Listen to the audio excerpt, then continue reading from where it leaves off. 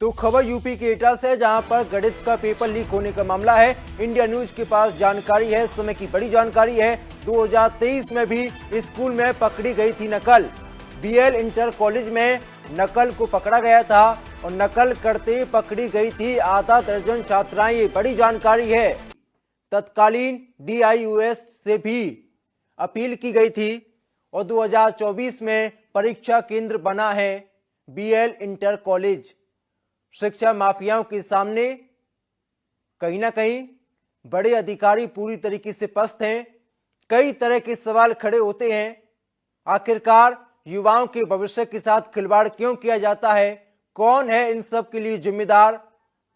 और ज्यादा जानकारी के साथ सहयोगी अतुल यादव इस समय जुड़े हुए हैं। अतुल यादव, क्या कुछ जानकारी आपके पास, क्योंकि मामला गंभीर हो जाता है?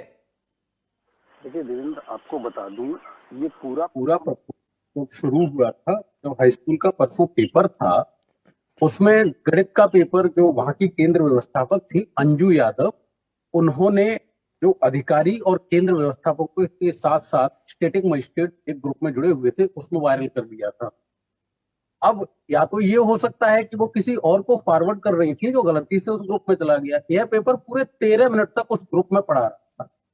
जब डीआईएस को ये बात पता चली, लोगों ने देखा तो हड़कंप मचा। बाद में हालांकि उसको डिलीट एवरीवन करवा दिया, लेकिन तब तक पेपर तो वायरल हो ही गया होगा। इस पूरे प्रकरण में एफआईआर भी कराई गई। लेकिन इंडिया न्यूज के पास एक बड़ा एक्सक्लूसिव क्लू इसमें मिला है कि 2023 में इसी विद्यालय में 6 छात्राओं को सामूहिक नकल करते हुए पकड़ा गया था। उस समय एफआईआर भी हुई थी और उस समय के जो तत्कालीन डीआईयूएस थे मिथिलेश कुमार, उन्होंने बोर्ड को एक आख्या भेजी थी। उसमें ये स्पष्ट किया था कि आगे से इस विद्यालय को परीक्षा केंद्र न बनाया जाए। लेकिन इसको जो परीक्षा केंद्र का संचालक है, जो विद्यालय संचालक है, उसकी हनकी कह सकते हैं कि इसके बाद में 2024 में भी ये विद्यालय परीक्षा केंद्र रहा और 2025 में भी इस विद्यालय को परीक्षा केंद्र बनाया गया है। बिल्कुल अतुल यादव, देखिए सवाल इसमें यह भी खड़ा होता है कि आखिरकार मुख्यमंत्री योगी के आदेशों को पलीता क्यों लगाया जाता है? क्योंकि सूबे के मुख्यमंत्री लगातार काम करते हैं, तमाम तरह के दावे किए जाते हैं, लेकिन कौन है ये अधिकारी, कौन है ये जिम्मेदार जो मुख्यमंत्री योगी के आदेशों की धज्जियां उड़ाते हैं? जिम्मेदार अधिकारियों का क्या कुछ कहना है इस पूरे मामले को लेकर? आपको यह समझना होगा कि जो एटा है ये समाजवादी पार्टी का गढ़ कहा जाता है।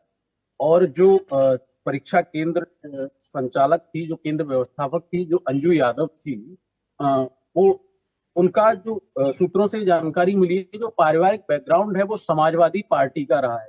ऐसे में इस साजिश से भी इनकार नहीं किया जा सकता है कि जो मुख्यमंत्री योगी का एक सपना है परीक्षाओं को नकलविहीन बनाने का, उसमें साजिश के तहत इस पेपर को वायरल किया गया हो।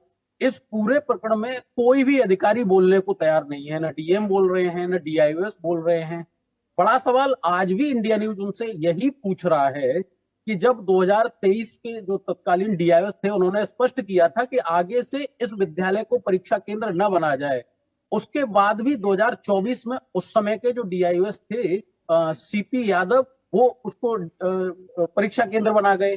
2025 में जो अभी तत्कालीन डीआईओएस हैं डॉक्टर इंद्रजीत प्रजापति, उन्होंने भी इसको बना दिया। इस संबंध में हमने कल डीएम को कई बार कॉल किया। एक बार कॉल गया उनके सीयूजी नंबर पर, उन्होंने कॉल उठाया और जब हमने ये सवाल पूछा कि सर, जब उस समय के तत्कालीन डीआईओएस ने इसको आगे से परीक्षा केंद्र न बनाने के लिए कहा गया था, तो कैसे बन गया? उसके बाद उन्होंने फोन काट दिया और बाद में नंबर बंद बताने लगा। यही हाल डीआईओएस का है। डीआईओएस को कितनी बार फोन करो, उनके ऑफिस जाओ, वो जब देखते हैं कि मीडिया कर्मी आए हैं, वो या तो खुद कमरे में रहते हैं, अंदर नहीं आने देते, या फिर वहां से चले जाते हैं, फोन नहीं उठाते। तो कुल मिला के ये है कि एक ये साजिश की तरफ भी इशारा करता है, क्योंकि ये जो विद्यालय अति संवेदनशील की श्रेणी में था, उसके बावजूद भी वहां पर्याप्त इंतजाम नहीं थे। सूत्रों से तो यह भी बताया गया है कि जब डीआईओएस वहां पहुंचे थे तो डीआईओएस के साथ भी अभद्रता हुई थी। लेकिन जो वहां का जो विद्यालय संचालक है, उसकी हनक ऐसी है कि कोई कुछ बोलने को तैयार नहीं है। इस मामले में आपको पता है कि जो मुकदमा हुआ है, संचालक है कौन, नाम क्या है उनका? जो विद्यालय संचालक हैं वो अंकित यादव हैं और उनकी पत्नी ही अंजू यादव उस समय केंद्र व्यवस्थापक थी, जो अभी तक फरार हैं। FIR हुए 3 दिन हो चुके हैं, लेकिन पुलिस अब तक उनको पकड़ नहीं पाई। बिल्कुल, कहीं ना कहीं मामला गंभीर हो जाता है। फिलहाल के लिए आपका धन्यवाद हमारे साथ जुड़ने के लिए और इस बातचीत के लिए।